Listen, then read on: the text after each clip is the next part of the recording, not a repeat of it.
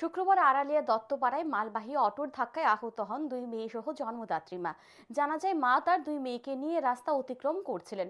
বড় মেয়ের কোলে ছিল 18 মাস বয়সী ছোট মেয়ে।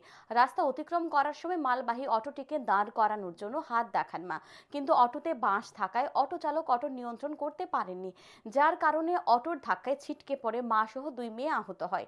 ঘটনার সাথে সাথে আহতদের নিয়ে যাওয়া হয় জিবি হাসপাতালে। মার আঘাত গুরুতর না হলেও দুই মেয়ের আঘাত গুরুতর।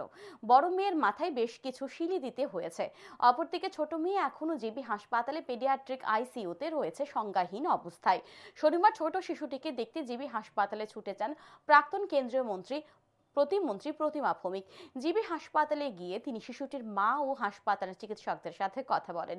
শিশুটির চিকিৎসার বিষয়ে খোঁজ খবর নেন। পরে তিনি জানান, চিকিৎসকরা শিশুটিকে সুস্থ করে তোলার জন্য চেষ্টা চালিয়ে যাচ্ছেন, যা যা করার ডাক্তাররা করছেন। সম্প্রতি দেখা গেছে যান দুর্ঘটনা বৃদ্ধি পেয়েছে, যার কারণে অকালে ঝরে যাচ্ছে প্রাণ। তাই তিনি যান চালকদের সতর্ক হয়ে যান চালানোর জন্য আহ্বান জানান।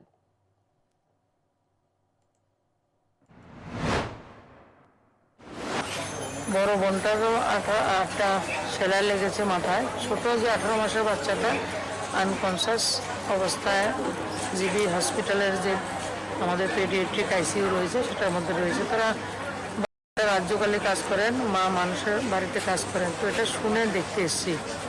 তো ডাক্তারবাবুদের সঙ্গে কথা বলেছি, ওনারা চেষ্টা করছেন যা যা প্রপার ট্রিটমেন্টের প্রয়োজন হয় ওনারা সমন্বিত করবেন। কিন্তু